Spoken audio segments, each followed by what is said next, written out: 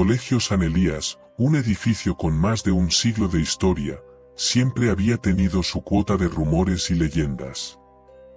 Las generaciones de estudiantes hablaban en susurros sobre el sótano, un lugar que los profesores advertían que estaba estrictamente prohibido visitar. Por seguridad, decían, aunque todos sabían que esa respuesta solo alimentaba la curiosidad. En los pasillos, se contaban historias de ruidos extraños, luces que parpadeaban, y sombras que se movían donde no debería haber nadie. Todo comenzó un viernes por la tarde, cuando un grupo de amigos decidió poner fin al misterio. Carla, Daniel, Esteban y Lucía habían oído suficientes rumores y estaban hartos de las advertencias. Armados con linternas y sus teléfonos, esperaron a que el colegio quedara vacío. El plan era simple: bajar al sótano, grabar lo que encontraran, y demostrar que no había nada más que viejos trastos olvidados. La puerta del sótano estaba al final de un corredor oscuro y estrecho. Cuando llegaron, Carla intentó girar la manija, pero estaba cerrada con llave. «Ya decía yo que esto no sería tan fácil», murmuró Esteban, pero Lucía, siempre preparada, sacó un clip de su mochila. Unos minutos de forcejeo y la cerradura cedió con un chasquido. El aire era pesado y olía a humedad. Las escaleras crujían bajo sus pies, como si no hubieran sido pisadas en décadas. Cuando llegaron al fondo, se encontraron con un corredor que terminaba en una puerta de metal oxidado. Carla empujó con fuerza, y la puerta se abrió con un chirrido aterrador. El cuarto que descubrieron era más grande de lo que esperaban. Las paredes estaban manchadas y cubiertas de grietas. Había estanterías vacías, papeles quemados esparcidos por el suelo, y un proyector viejo en una esquina, rodeado de sillas rotas dispuestas en semicírculo. Daniel encendió su linterna y enfocó el proyector. «Esto parece sacado de una película de terror», dijo con una sonrisa nerviosa. Mientras inspeccionaban el lugar, Esteban encontró un cuaderno cubierto de cenizas. Las hojas que quedaban estaban llenas de dibujos grotescos de rostros deformes, figuras oscuras y niños con expresiones vacías. «Esto es demasiado raro», dijo Lucía, dando un paso atrás. De repente, el proyector se encendió solo. La luz blanca iluminó la pared frente a ellos, proyectando un vídeo. Las imágenes mostraban a un grupo de niños sentados en las mismas sillas que estaban en la habitación. Todos miraban fijamente hacia la cámara, inmóviles. Uno de los niños llamó la atención de Daniel. «Espera, ese es mi papá», dijo, con la voz entrecortada. El vídeo continuó, mostrando cómo una figura oscura entraba en la habitación y se colocaba detrás de los niños.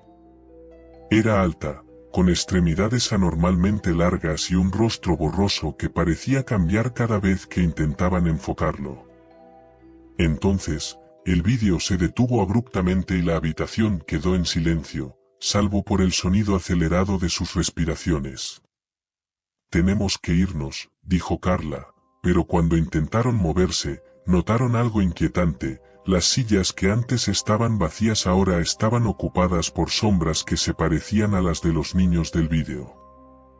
Lucía levantó su teléfono para grabar, pero la cámara no respondía. Los demás intentaron lo mismo, con idéntico resultado. Finalmente, Daniel logró que su cámara funcionara, pero solo por unos segundos antes de que se apagase.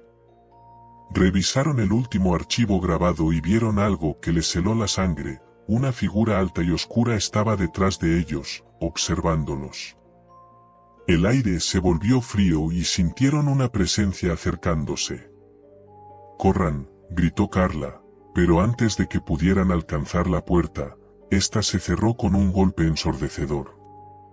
Las luces de las linternas comenzaron a parpadear, y las sombras en las sillas se levantaron lentamente. El grupo se dispersó en un intento desesperado por encontrar una salida. Los gritos resonaban en el sótano, pero parecían perderse en un eco interminable. Daniel fue el primero en desaparecer. Una sombra se abalanzó sobre él y lo arrastró hacia la oscuridad. Esteban y Lucía intentaron mantenerse juntos, pero pronto también se perdieron el uno al otro. Carla, sola y aterrorizada, encontró una pequeña puerta en la esquina del cuarto. La abrió con desesperación y se encontró en un pasillo que no recordaba haber visto antes. Corrió sin mirar atrás, sus pasos resonando como un latido frenético. Finalmente, llegó a otra escalera que conducía a una trampilla. Con todas sus fuerzas, la empujó y salió al aire libre. Cuando regresó con ayuda, el sótano estaba vacío. No había rastro de sus amigos, ni del proyector, ni de las sillas. Solo un cuaderno quemado quedó en el suelo, con una última página que no recordaba haber visto antes. En ella, había un dibujo de 4 figuras entrando al sótano, seguidas de una sombra que los observaba desde la puerta. El colegio cerró sus puertas al público unas semanas después. Nadie volvió a hablar del sótano, pero Carla sabía que la puerta prohibida seguía allí, esperando a los siguientes curiosos. Mientras Carla miraba el cuaderno quemado, un escalofrío le recorrió la espalda.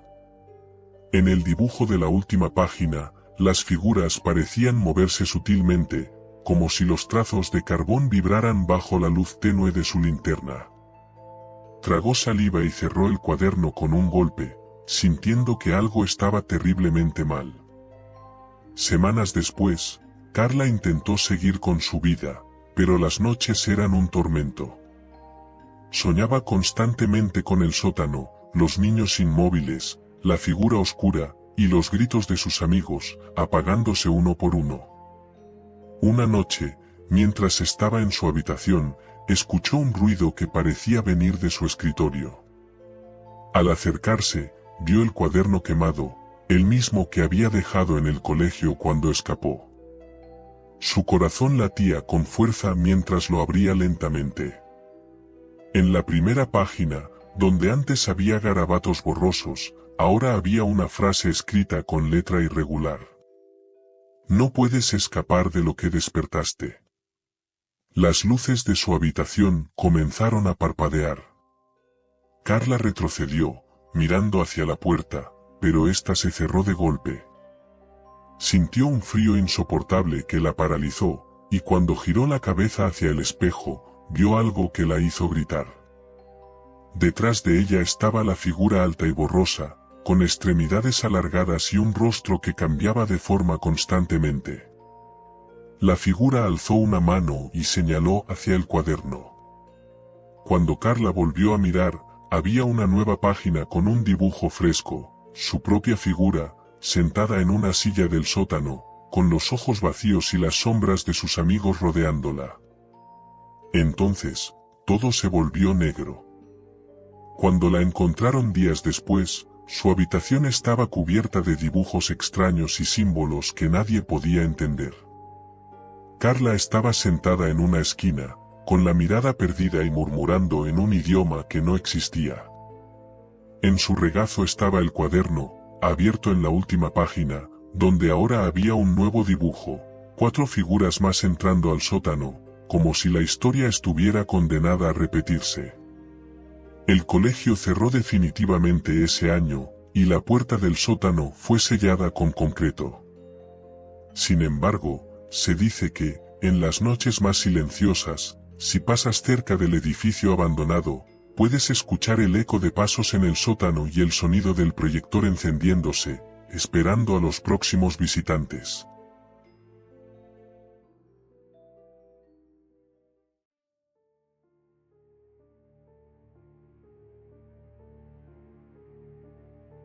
El Colegio Santa Margarita era un lugar tranquilo y modesto, perdido entre los campos de un pequeño pueblo. Su edificio principal, una construcción antigua de ladrillo desgastado, tenía un encanto rústico, pero sus pasillos parecían guardar secretos. Entre los alumnos corría la leyenda de la maestra de arte, doña Elena, quien había muerto en su aula hace más de 20 años. Se decía que doña Elena era estricta pero apasionada por su trabajo. Aquel día fatídico, una tormenta intensa azotaba el pueblo. Según la historia, un rayo cayó sobre el edificio, provocando un cortocircuito que inició un incendio. Ella estaba sola en el aula, preparando una lección especial, y nunca logró salir a tiempo. Desde entonces, en noches de tormenta, algunos aseguraban escuchar el sonido de la tiza contra el pizarrón, como si doña Elena todavía estuviera intentando terminar su lección interrumpida. Para los estudiantes, la sala de arte era un lugar prohibido después del atardecer, no porque alguien lo impidiera, sino porque pocos se atrevían a acercarse. Sin embargo, al nuevo profesor de literatura, Javier Mendoza, no le interesaban las leyendas locales. Había llegado al pueblo hacía apenas un mes, decidido a dedicarse plenamente a su trabajo. Esa noche, con una pila de exámenes por corregir y un cielo amenazante, Javier decidió quedarse hasta tarde. Mientras se sumergía en su labor en el pequeño salón de profesores, los primeros truenos resonaron en la distancia. El viento empezó a golpear las ventanas, y la lluvia caía con fuerza. Javier apenas levantó la vista de los papeles hasta que un ruido lo distrajo, un leve raspado, como si algo se deslizara contra una superficie. Miró alrededor, pensando que el viento había movido algo. Pero entonces escuchó el sonido otra vez, más claro esta vez, como si alguien estuviera escribiendo en un pizarrón. Intrigado y algo molesto, Javier se levantó. ¿Qué estudiante estaría aquí a estas horas?, pensó, mientras tomaba una linterna. Siguiendo el sonido, llegó al pasillo del ala este, donde estaba el aula de arte. La puerta estaba entreabierta, y desde dentro emanaba una extraña sensación de frío, inusual para un edificio que normalmente se mantenía cálido. Empujó la puerta con cuidado y encendió la luz, pero las lámparas parpadearon y se apagaron de inmediato. Usando su linterna, iluminó el aula. Estaba tal como la había visto antes, mesas desgastadas por los años, caballetes apoyados contra la pared, y un pizarrón grande al frente. Al inspeccionarlo más de cerca, vio algo que lo hizo retroceder. En el pizarrón, con tiza blanca, estaba escrita la frase «No terminé mi lección». Un escalofrío recorrió su cuerpo, pero intentó racionalizarlo. «Seguramente es una broma», se dijo, tratando de convencerse. Javier dio media vuelta para salir, pero la puerta se cerró de golpe tras él, con un estruendo que hizo eco en todo el aula.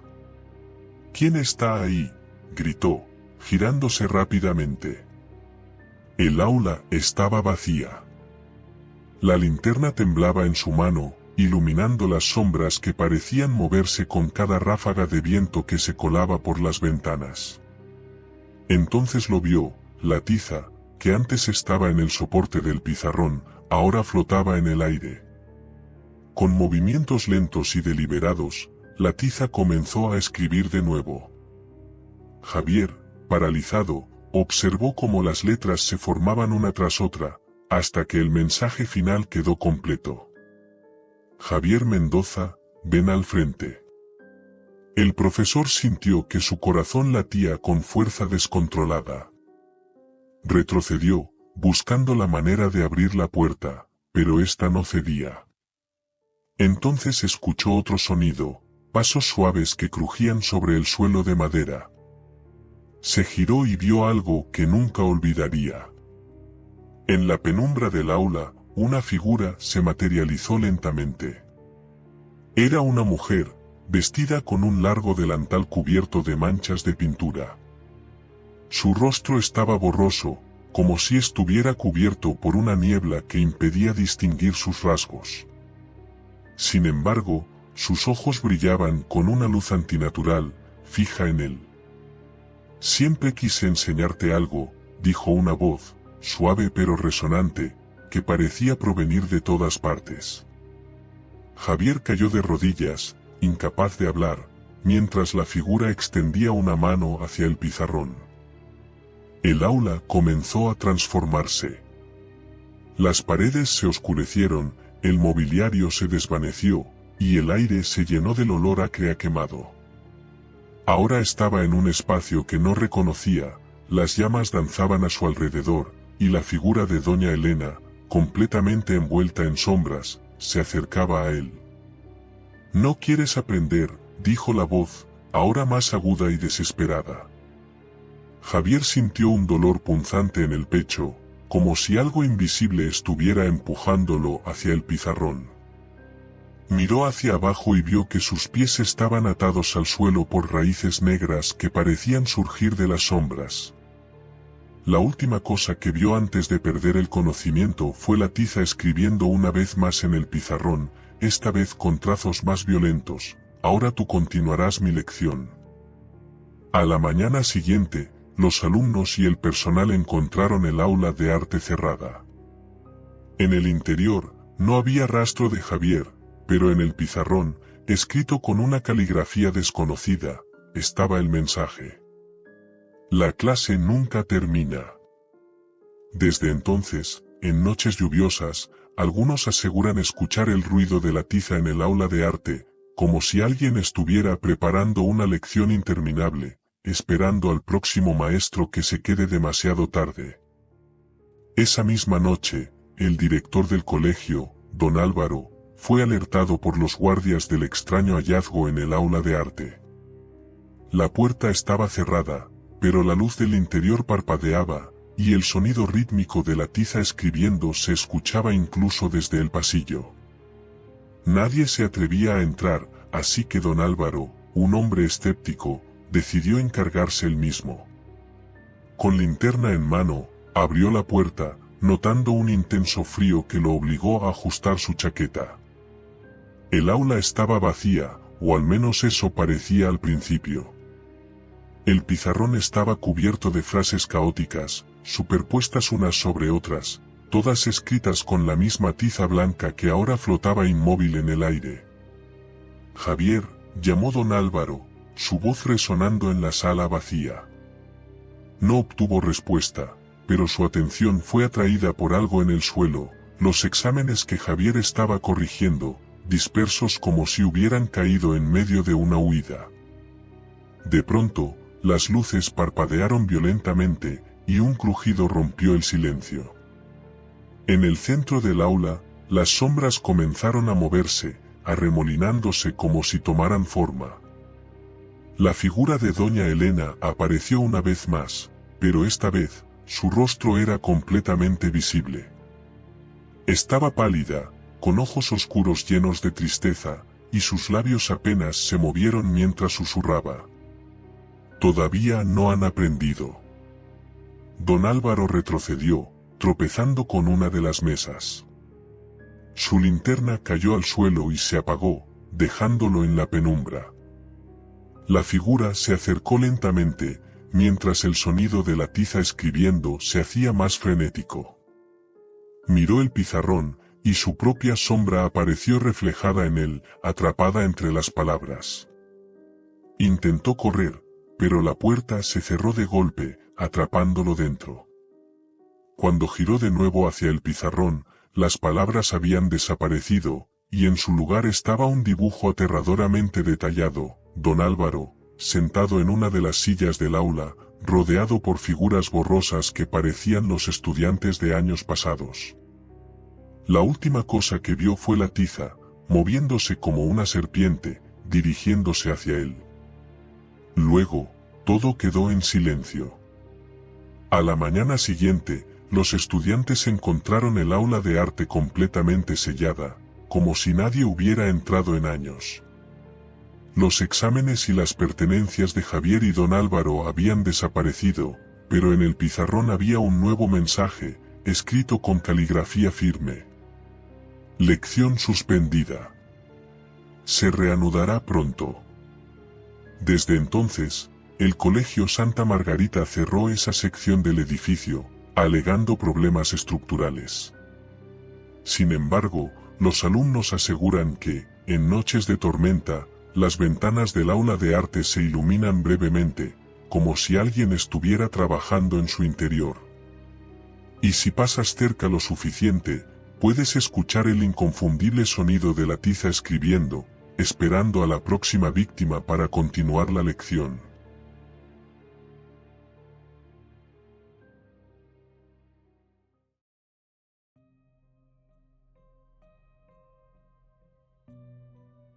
El jardín de infantes, Pequeños Pasos, siempre había sido un lugar lleno de risas y canciones. Sus paredes estaban adornadas con dibujos coloridos y proyectos infantiles que reflejaban la energía de sus pequeños estudiantes. Sin embargo, las cosas comenzaron a cambiar cuando los niños empezaron a hablar de un compañero llamado Mateo. Todo comenzó de manera inocente. Durante la hora de dibujo, un grupo de niños pintaba a un niño rubio con una camiseta azul jugando con ellos en el recreo. La maestra Laura notó que casi todos los dibujos incluían al mismo niño, aunque no recordaba haber visto a nadie con esas características en el aula. Intrigada, les preguntó quién era. «Es Mateo», dijeron los niños al unísono, como si fuera algo obvio. Laura sonrió, pensando que quizá era un amigo imaginario, algo común en niños de esa edad. Pero a medida que pasaron los días, más alumnos mencionaban a Mateo, algunos decían que jugaba con ellos en los columpios, otros que los ayudaba a recoger sus juguetes. Incluso, una niña afirmó que Mateo le había prestado un lápiz que no recordaba haber traído de casa. Un día, Laura decidió investigar más. Preguntó cómo era Mateo, y las respuestas la desconcertaron: cabello rubio, ojos grandes y oscuros, una camiseta azul con rayas blancas y pantalones cortos. Una descripción demasiado específica para ser imaginaria.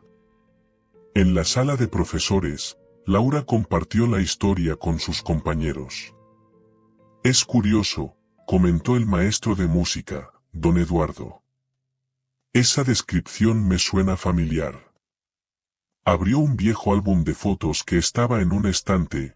Para su sorpresa, encontró una imagen que coincidía perfectamente con la descripción. Era una foto de hace 15 años, tomada durante un paseo escolar. En ella aparecía un grupo de niños sonrientes, y entre ellos, un pequeño con cabello rubio y camiseta azul, Mateo. La atmósfera en la sala se tornó sombría cuando Eduardo explicó que Mateo había desaparecido durante ese paseo. Habían ido a una reserva natural cercana, y aunque buscaron por días, nunca lo encontraron. Su desaparición había dejado una marca en la escuela, pero con el tiempo, la tragedia fue olvidada. Esa noche, Laura no pudo dormir. Pensaba en las coincidencias, en los dibujos, y en cómo los niños hablaban de Mateo como si realmente estuviera allí.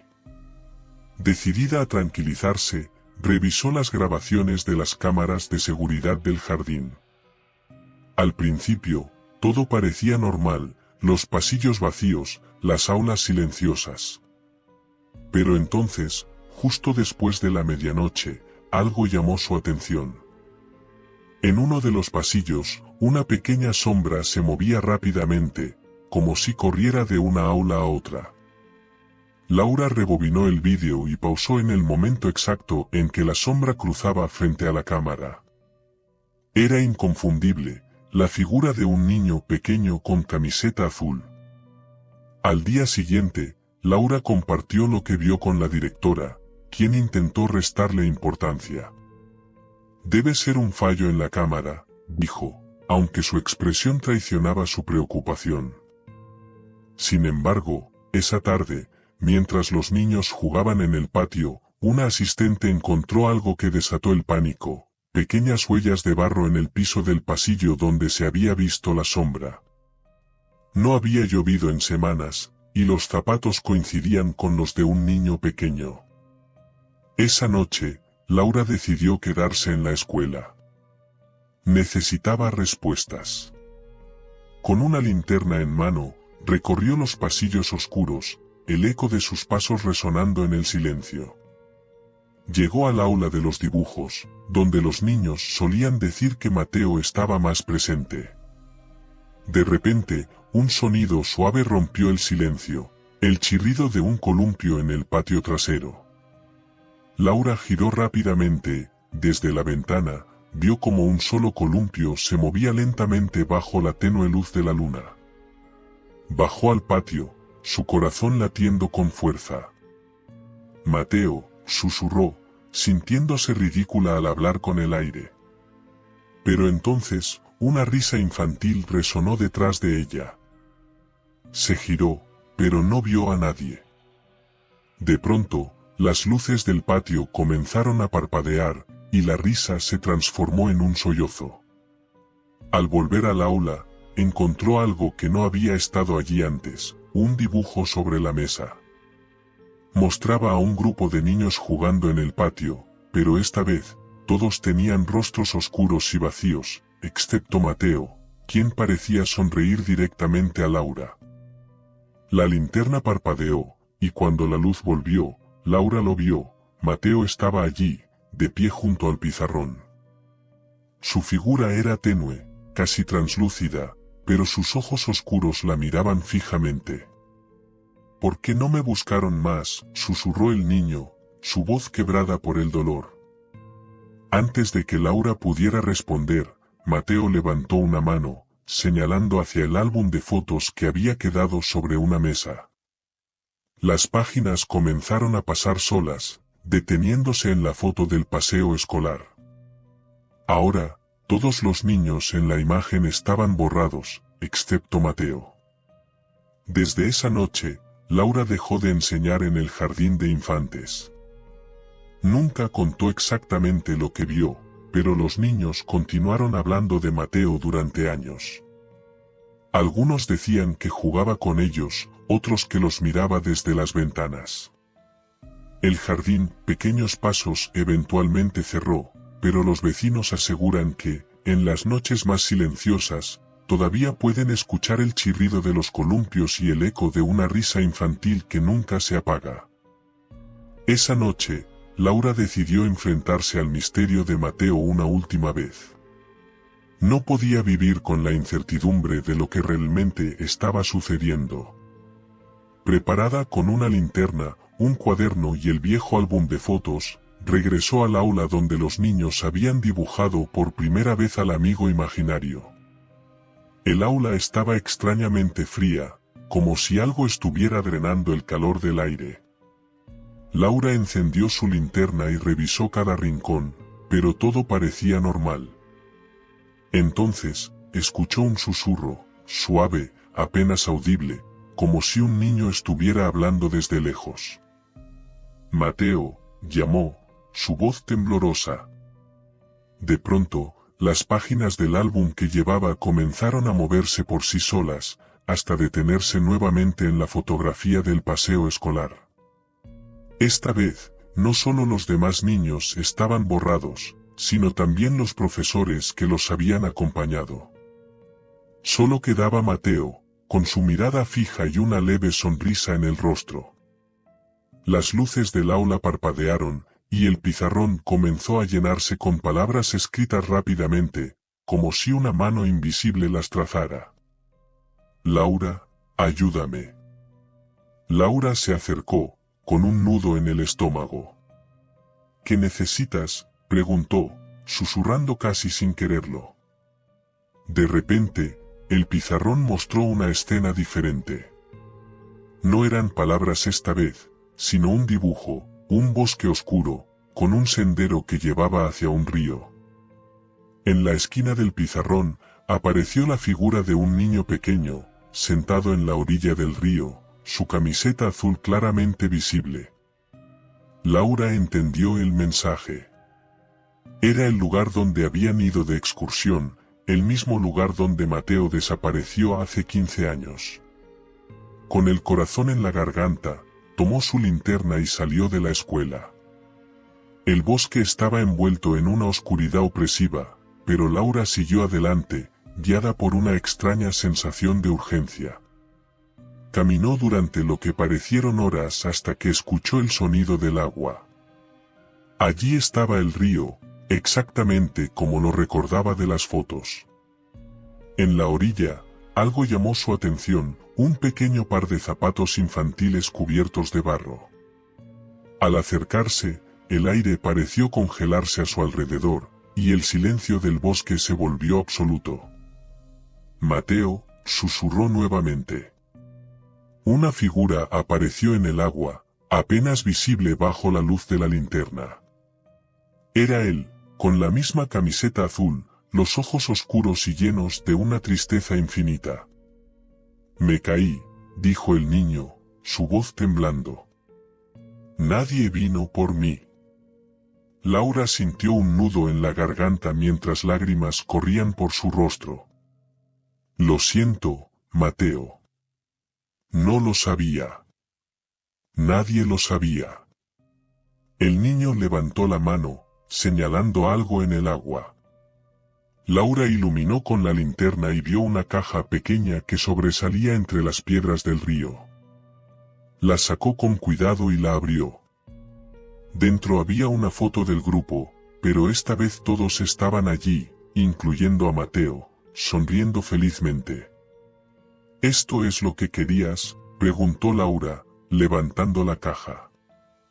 Mateo asintió con una leve sonrisa. Su figura comenzó a desvanecerse lentamente, dejando solo el eco de su voz. Gracias por recordarme. Cuando Laura regresó al colegio, el ambiente era diferente, como si una pesada carga hubiera sido levantada. Los niños ya no mencionaron a Mateo, y las extrañas huellas desaparecieron. Sin embargo, Laura decidió que nunca compartiría lo que realmente ocurrió aquella noche.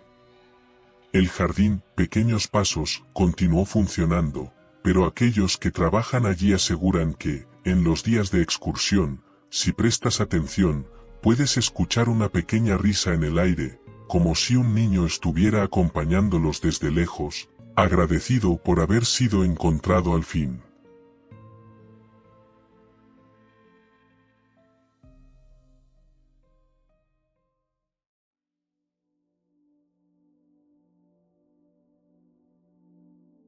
El Colegio San Gabriel era conocido por dos cosas: su imponente auditorio de estilo gótico y su famoso coro, ganador de incontables festivales a lo largo de los años.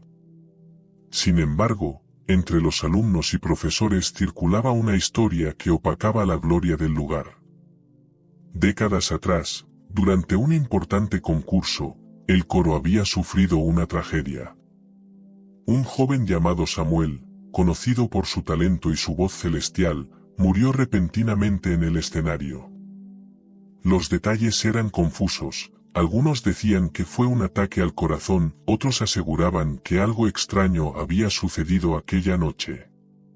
Con el paso del tiempo, Samuel se convirtió en una figura de leyenda. Los estudiantes más antiguos contaban que, si te quedabas solo en el auditorio después del anochecer, podías escuchar una voz cantando suavemente entre los ecos de las paredes. Un día, mientras el coro ensayaba para un festival nacional, algo extraño ocurrió. El maestro de música, don Rafael, un hombre pragmático y dedicado, había organizado una grabación para perfeccionar la interpretación. Los micrófonos estaban listos, y los alumnos se colocaron en sus posiciones habituales. Cuando comenzaron a cantar, el auditorio se llenó de las armonías características del grupo. Pero al revisar la grabación más tarde, don Rafael notó algo extraño.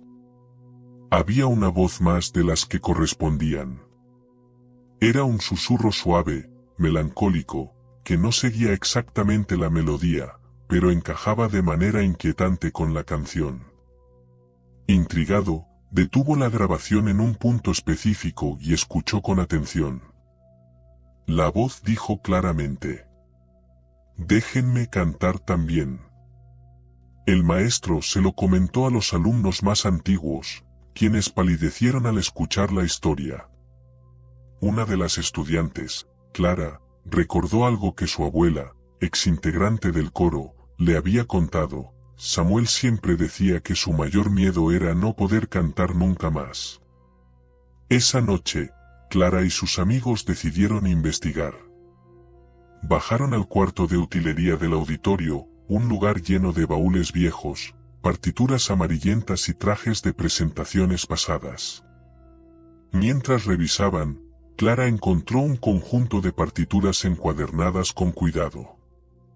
En la portada, escrito con una caligrafía elegante, estaba el nombre Samuel Díaz. Cada página estaba anotada a mano, y los márgenes estaban llenos de comentarios y pequeñas correcciones, como si Samuel las hubiera preparado para un gran momento. Mientras Clara pasaba las páginas, las luces comenzaron a parpadear. Los estudiantes se miraron nerviosos, pero antes de que pudieran decir algo, un frío intenso invadió la habitación. De pronto, escucharon un suave tarareo que provenía de algún lugar dentro del cuarto. «¿Samuel?», preguntó Clara, su voz apenas un susurro. El tarareo cesó, y en su lugar, una ráfaga de viento hizo que las partituras volaran por la habitación. Cuando finalmente lograron recogerlas, notaron algo espeluznante. En cada hoja había aparecido un mensaje escrito con tinta fresca. «Déjenme cantar mi canción».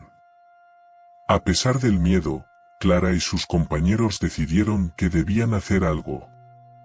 Al día siguiente, llevaron las partituras al maestro Rafael y le contaron lo sucedido. Al principio, él se mostró escéptico, pero al ver las hojas con los mensajes y recordar la voz en la grabación, no pudo ignorar las pruebas. Esa tarde, convocaron a todo el coro al auditorio. Usarían las partituras de Samuel para cantar la canción que él nunca pudo interpretar. Don Rafael dirigió al grupo, mientras Clara se colocaba en el centro con las partituras en sus manos. Cuando comenzaron a cantar, el ambiente en el auditorio cambió. La temperatura descendió, y un leve eco, como una segunda voz, comenzó a unirse al coro. Al llegar al clímax de la canción, la voz de Samuel se hizo claramente audible, armonizando con el grupo de manera perfecta. No era un sonido aterrador, al contrario, era una voz llena de emoción y gratitud. Por un breve momento, todos sintieron una paz indescriptible, como si algo en el ambiente se hubiera aliviado. Cuando la canción terminó, las luces del auditorio parpadearon una última vez antes de estabilizarse. Don Rafael miró hacia el lugar donde se suponía que estaba vacío, pero creyó ver una silueta difusa que se desvanecía lentamente. Al revisar la grabación de esa sesión, encontraron algo que los dejó sin palabras, una voz masculina perfecta, claramente identificable como la de Samuel, liderando la canción. En la última nota, antes de que el archivo terminara, la voz susurró suavemente: «Gracias». Desde ese día, las cosas cambiaron en el auditorio. Ya no se escucharon tarareos en la noche, ni se sintió el frío inexplicable. El coro del Colegio San Gabriel ganó el Festival Nacional con aquella canción, y el nombre de Samuel Díaz fue inscrito en una placa conmemorativa en el auditorio, donde los estudiantes dejaron flores y partituras en su memoria. Sin embargo, algunos aseguran que, si escuchas con atención en las noches más silenciosas, puedes oír una última nota flotando en el aire, como si alguien se despidiera después de cantar su última canción. Cuando el coro terminó de cantar la canción de Samuel, un silencio profundo invadió el auditorio. Todos los presentes sentían que algo había cambiado, pero no podían explicarlo con palabras. El ambiente ya no era frío ni opresivo, y una sensación de calma se extendía por el lugar. Clara, aún sosteniendo las partituras, sintió un escalofrío recorrer su espalda. De repente, una luz tenue comenzó a brillar en el centro del escenario. La figura de un niño se materializó lentamente, era Samuel. Su apariencia era translúcida, pero su sonrisa era cálida, y sus ojos reflejaban una paz que no había sentido en años. «Gracias por dejarme cantar mi canción», dijo Samuel con una voz serena pero llena de emoción. Miró a cada uno de los estudiantes y al maestro Rafael, como si quisiera asegurarse de que entendieran su gratitud. Pero entonces, el auditorio comenzó a vibrar levemente, como si algo más estuviera despertando. Las luces parpadearon y un sonido extraño, como un murmullo colectivo, llenó el aire. Clara miró hacia las paredes y notó que los retratos de generaciones pasadas que adornaban el auditorio estaban cambiando. Las figuras en las fotos comenzaban a moverse, sus rostros adquiriendo expresiones de angustia. «¿Qué está pasando?», preguntó uno de los estudiantes, con la voz temblorosa. Samuel frunció el ceño y giró hacia el fondo del auditorio. «No fui el único que quedó atrapado aquí», murmuró. De las sombras, comenzaron a surgir figuras. Eran otras siluetas humanas, pero estas no tenían la misma tranquilidad que Samuel. Sus formas eran distorsionadas, como si estuvieran atrapadas entre dos mundos. Los murmullos se convirtieron en lamentos, y las figuras avanzaban hacia el coro, llenas de desesperación. «Ellos también quieren ser escuchados», dijo Samuel, volviendo su mirada hacia Clara. «Pero no tienen mi canción, y eso los consume». El maestro Rafael reaccionó rápidamente. «Canten otra vez, canten la canción de Samuel». El coro comenzó a cantar, pero esta vez la melodía parecía tener un efecto diferente. Mientras las voces llenaban el auditorio, las figuras distorsionadas se detenían, como si el sonido las tranquilizara. Samuel se colocó al frente, liderando el canto con su voz celestial. Una a una, las figuras empezaron a desvanecerse, sus lamentos apagándose hasta que todo quedó en completo silencio. Samuel se volvió hacia Clara y le entregó una de las partituras que llevaba. «Gracias por liberarme», dijo. «Y gracias por darles paz a ellos también». Con una última sonrisa, Samuel comenzó a desaparecer, su figura convirtiéndose en pequeñas partículas de luz que se elevaron hacia el techo del auditorio y se desvanecieron. Cuando todo terminó, el auditorio volvió a la normalidad. Las luces eran estables, las fotos en las paredes estaban quietas, y el ambiente era cálido por primera vez en años. Clara miró la partitura en sus manos. La canción de Samuel ahora tenía un nuevo título escrito con una caligrafía delicada. La canción del adiós. Desde ese día, el coro del Colegio San Gabriel incluyó la canción en todas sus presentaciones, como homenaje a Samuel y a las almas que habían encontrado paz en el auditorio. Sin embargo, algunos estudiantes aseguran que, durante los ensayos más tranquilos, pueden escuchar una voz armonizando suavemente con ellos. No tiene rostro, pero su presencia llena el espacio de una tranquilidad indescriptible, como si Samuel aún cantara desde algún lugar más allá.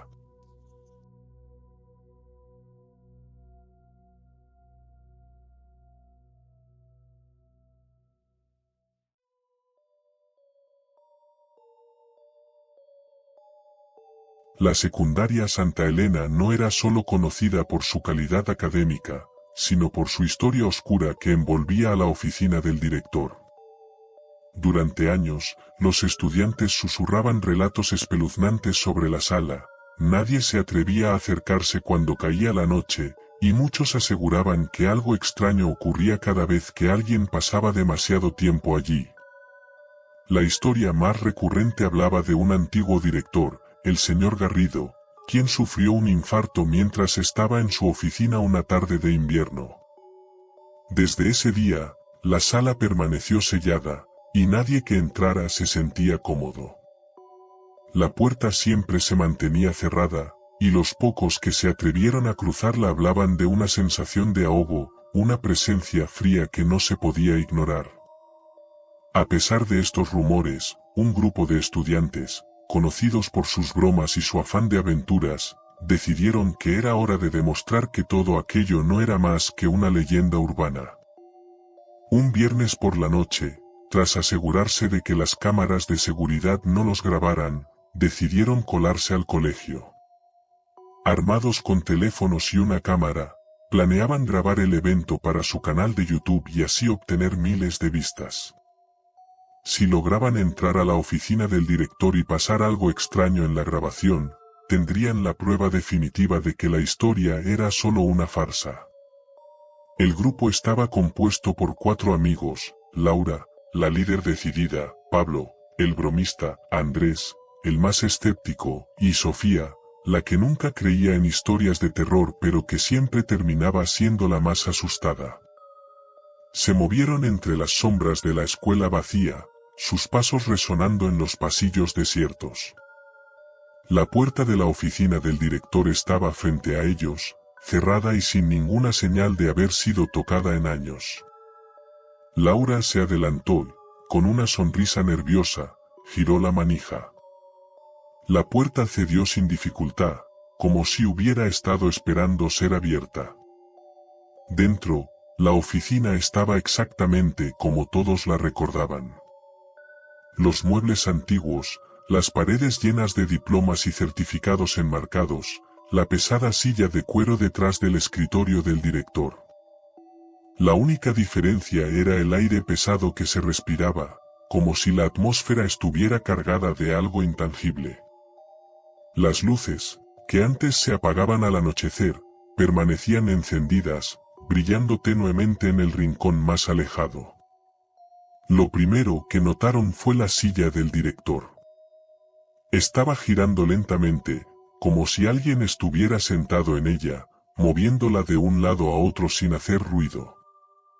Un escalofrío recorrió la espalda de cada uno de los chicos. Pablo, el más audaz del grupo, se acercó, con una sonrisa burlona, dijo: «Vamos, esto no es nada. Es solo una broma de mal gusto».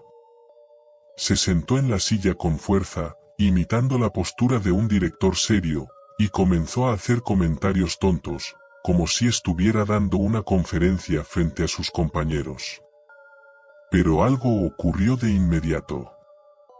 La silla dejó de moverse lentamente y se detuvo en seco. Un murmullo bajo, casi inaudible al principio, comenzó a emanar de Pablo. El sonido era extraño, como si no fuera él quien estuviera hablando. Los amigos se miraron confundidos, pensando que Pablo estaba haciendo alguna broma más, pero el tono de su voz comenzó a cambiar. Se volvió grave, profunda, y las palabras que salían de su boca no tenían sentido. No era el Pablo que conocían, era algo más. Algo en su postura cambió también, como si el peso de una presencia invisible lo estuviera empujando hacia adelante. «Déjame hablar, todo está perdido», dijo con una voz que sonaba como si viniera de alguien más, algo antiguo, algo que ya no pertenecía a este mundo. Sofía, paralizada por el terror, fue la primera en dar un paso atrás. «Pablo, ¿qué haces?», gritó, su voz llena de pánico. Pablo, o lo que fuera que estaba en su cuerpo, levantó la cabeza, y sus ojos parecían vacíos, como si su alma se hubiera desvanecido. «Ellos no quieren que sepan la verdad, no deberían haber entrado», la voz continuó, mezclándose con susurros inaudibles que llenaban el aire. Nadie entendía lo que decía, pero todos podían sentir la presión, como si las paredes de la oficina estuvieran cerrándose a su alrededor. En un impulso, Laura empujó a Pablo fuera de la silla. Al instante, la atmósfera pesada se disipó, y el cuerpo de Pablo cayó hacia atrás, completamente inerte. «Pablo», gritaron todos al unísono, pero él solo parpadeó, mirando a sus amigos con confusión, como si no recordara lo que acababa de suceder. La puerta de la oficina se cerró de golpe con un estrépito, y los chicos, aterrados, corrieron hacia ella. Lograron abrirla, pero justo antes de salir, miraron hacia atrás y vieron, reflejada en el cristal de la puerta, una figura oscura, de pie junto a la silla. No tenía rostro, pero su sombra se alargaba y se retorcían, como si algo estuviera tratando de alcanzar a los estudiantes. Corrieron por los pasillos hasta que estuvieron fuera, temblando y sin aliento. No había palabras para describir lo que acababan de presenciar. De vuelta en casa, revisaron el vídeo que habían grabado. El audio estaba distorsionado, pero cuando llegaron al momento en que Pablo se sentó, algo apareció en el fondo, en la oscuridad de la oficina. Una sombra, que no correspondía a nadie de los presentes, lo rodeaba, como si intentara absorberlo. La figura parecía moverse, deslizándose sobre el suelo, y una risa distante, apagada, se escuchaba al final del vídeo. El grupo de amigos no volvió nunca más al colegio, y el vídeo se eliminó, pero la leyenda de la silla del director no hizo más que crecer. Nadie más se atrevió a entrar en la oficina, y los murmullos sobre el espíritu del director fallecido, o algo aún más antiguo y peligroso, comenzaron a tomar más fuerza. La figura oscura seguía allí, en las sombras, esperando a ser liberada, y los ecos de susurros se oían por los pasillos, siempre llamando a los próximos incautos a sentarse en la maldita silla. La pesadilla no terminó esa noche. Aunque los chicos creyeron que huir del colegio los libraría del horror, algo más oscuro había quedado atrapado con ellos. Durante las semanas siguientes, cada uno de ellos empezó a experimentar sucesos extraños. Pablo, el primero en sentarse en la silla, fue el más afectado. Empezó a tener pesadillas recurrentes en las que veía la oficina del director, la silla girando lentamente, y esa figura oscura que lo rodeaba, sus sombras alargadas envolviéndolo hasta que no podía respirar. A veces despertaba con la sensación de que alguien le estaba susurrando al oído, pero al mirar a su alrededor, siempre estaba solo. Una noche, tras una pesadilla especialmente intensa, Pablo se despertó de golpe, sudando frío, y al mirar su reflejo en el espejo de su habitación, vio que algo había cambiado en su rostro. No era solo la fatiga o el miedo, sino una marca, una línea delgada, rojiza, que le recorría la cara desde su sien hasta el mentón, como si algo lo hubiera rasguñado profundamente. Confuso y aterrado, intentó olvidarlo, pero la marca seguía ahí, cada vez más oscura. Laura, por su parte, también comenzó a ver cosas extrañas. Estaba en su casa una tarde cuando una llamada entró a su teléfono móvil. Era un número desconocido. Al descolgar, la voz del otro lado solo repetía una y otra vez lo mismo: la silla te está esperando. Decidió colgar, pensando que era una broma, pero esa noche, al dormir, un peso extraño se posó sobre su pecho. Despertó en medio de la oscuridad. Por un segundo, vio la silueta de la silla del director en el umbral de su habitación, girando lentamente. Sofía, la más escéptica del grupo, comenzó a experimentar extraños fallos en sus dispositivos electrónicos. Su teléfono y computadora comenzaron a fallar misteriosamente, mostrando imágenes de la oficina, de la silla, y de la figura oscura que los chicos habían visto en el vídeo. Al revisar sus grabaciones viejas, las cámaras mostraban algo aterrador. En los momentos en que ella no estaba mirando, podía ver reflejada una sombra moviéndose rápidamente detrás de ella, acechándola. Andrés, el más racional de todos, pensó que debían volver al colegio para acabar con la maldición de una vez por todas. A pesar del miedo, se convenció de que si enfrentaban la figura en la oficina y destruían la silla, podrían liberarse de lo que habían desatado. Una noche, decidieron regresar. Esta vez, armados con cámaras y linternas, se infiltraron en la escuela con la intención de entrar en la oficina y destruir lo que quedaba de la silla. Al llegar al auditorio, vieron que la luz seguía encendida, como la última vez.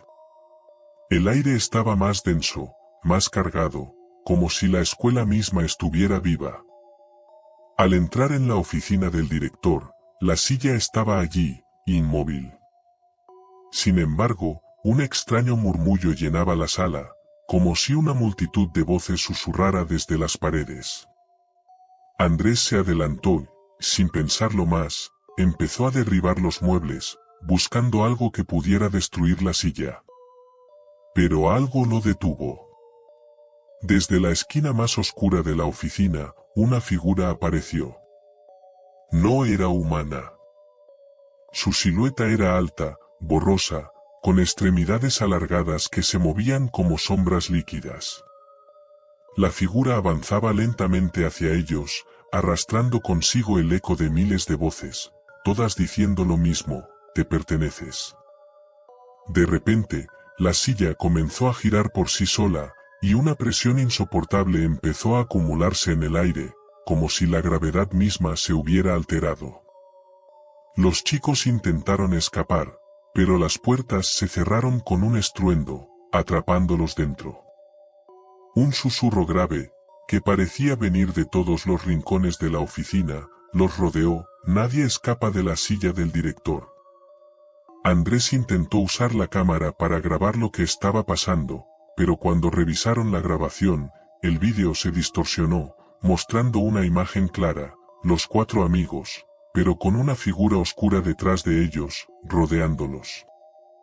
Esa figura se hizo cada vez más grande, hasta que no pudieron distinguir sus propios rostros en el reflejo de la pantalla.